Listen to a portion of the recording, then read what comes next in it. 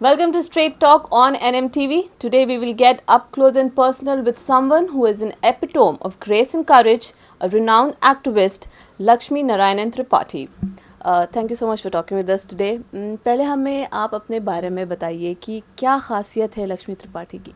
खासियत in the sense जो मैं हूँ मैंने ज़िंदगी में दोहरी ज़िंदगी कभी जी नहीं। मैं बहुत स्ट्रेट फॉरवर्ड हूँ, ब्लंट हूँ और जो मुझे लगता है वो मैं बोल देती हूँ। तो ज़िंदगी में जैसे मेरे घर में इतना बड़ा कांच देखा, मैं कभी झूठ का सहारा नहीं लेती हूँ और इसके वजह से बहुत प्रॉब्लम्स भी आते हैं, पर ऐसी ही हूँ मैं।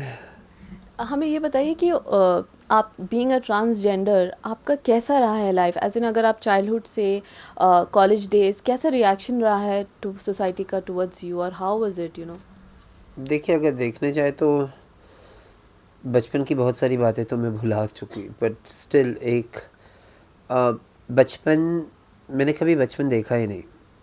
I lost my childhood and I never got it back. तो बचपन खो चुकी मैं, पता ही नहीं कब हम जवान, ऐसे लगा हम जवानी पैदा हुए कि दुनिया के तानों ने हमें कब जवान कर दिया। वो हिकारत भरी नज़रें लोगों की ज़िंदगी में हमेशा चुभती रहीं।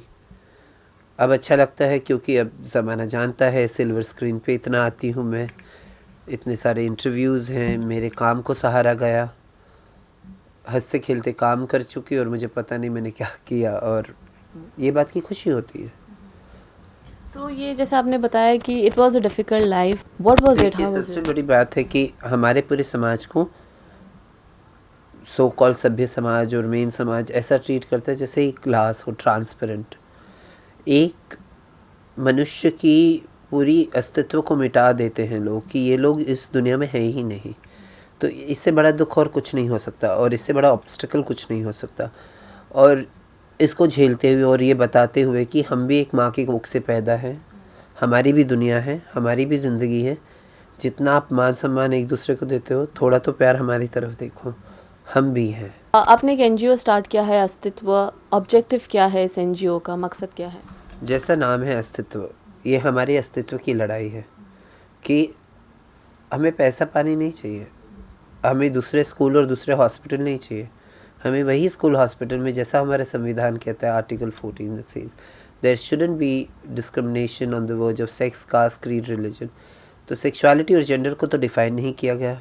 मैं चाहती हूँ संविधान में ये डिफ़ाइन किया जाए और चीज़ें बदलें और हमारे अस्तित्व को अस्तित्व में, हकीकत में दिखाई दे। यही हमारी संस्था की लड़ाई है। इनफैक्ट आप एक्सपेक्टेशन क्या है सोसाइटी की, आप लोग को सोसाइटी से? इनफैक्ट प्यार की और क्या चाहिए मुझे। इज़्ज़त से आप मुझे भी ट्रीट करो, treat me with my own dignity. I don't want anything else. अगर आप टीचर बन सकती हो, आप रिपोर्टर बन सकती हो, तो मैं क्यों नहीं? अगर कोई कैमरामैन बन सकता है, कोई लाइटमैन बन सकता है, तो हिजड़ा क्यों नहीं अगर उसका मन है? कोई आर्मी में चाहिए तो वो क्यों नहीं हो सकता? डॉक्टर क्यों नहीं हो सकता? तो इट्स जस्ट एज नॉर्मलाइजेशन, और मैं कुछ एक्स्ट्रा थोड़ी ना मांग रही हूँ। आप मैसेज क्या देना चाहेंगे in the end to the viewers of NMTV? आप क्या मैसेज देना चाहोगे टू सोसाइटी एज? मैं यही कहना चाहती हूँ कि सोसाइटी को, कि हम भी किसी माँ की छाती का दूध पी के बड़े हुए हैं, किसी माँ के कोख में 9 महीने रहे हैं, 7वें आसमान से नहीं आए। तो सिर्फ़ एक नज़र प्यार इज़्ज़त के साथ। मुझे सिंपैथी नहीं चाहिए। मैं सिंपैथी कभी अपनी ज़िंदगी में नहीं ले सकती हूँ। मैं ज़िंदगी जी सकती हूँ और मुझे जीने दो, और मेरे पूरे समाज को। शुक्रिया। Thank you so much for talking with us.